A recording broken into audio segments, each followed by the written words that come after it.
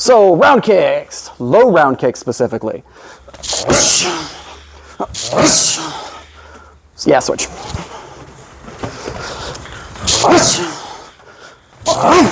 One more time.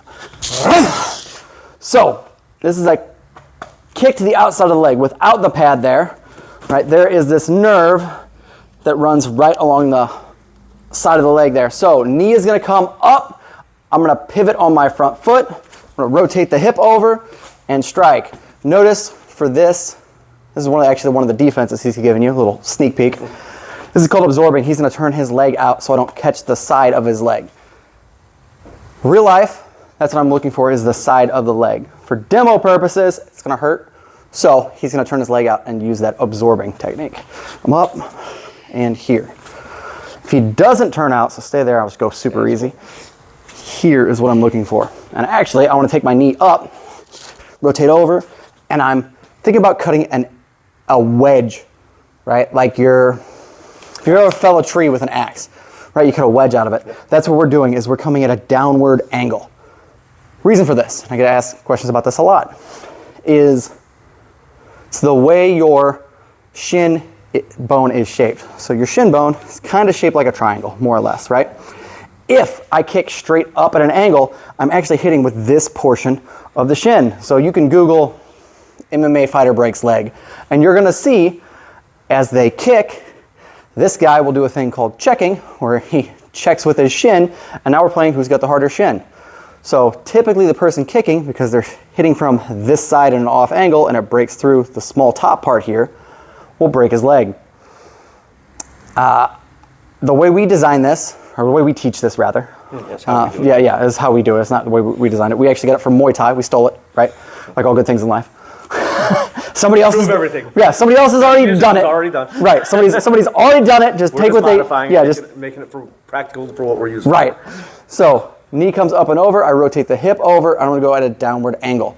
That way I'm hitting with the top portion of this triangle, and it's thicker so it doesn't break as it's coming down, if that makes sense. So knee comes up, I rotate through, and I'm coming at a downward angle here. Like I said, that's from Muay Thai. Actual Muay Thai fighters that fight in Thailand all the time can't afford to get a broken leg because that's how they earn their living. So guys, they're been doing this for a long time over there. One, their bones harden up, and two, by throwing this kick that way, it prevents them from breaking their leg. Now I showed you how to do it. I'm going to talk about in a self-defense context. For all the reasons I just talked about, I'm not a huge fan of throwing this kick for self-defense, right? I'm typically not going to leave it off with it. I love it in sparring. It's great for that. Here's the caveat. I'm not going to use this in self-defense. Me personally, there's a lot of different opinions out there. Unless, a couple things. One, if he's completely bladed, here, or maybe he's just got like a bladed Taekwondo fighting stance, or some guys like here when they do that. Well, if I kick now, there is no chance of him being able to check that with his front leg. Boom, he's going to eat this all day long. So if you can blow that front leg out, and he goes head over heels, awesome, use that. That's a great opportunity, right, if you get somebody who's doing that. The other thing is, if they turn into, if they're a bouncer, and what I mean by that is, they're here and they're like this.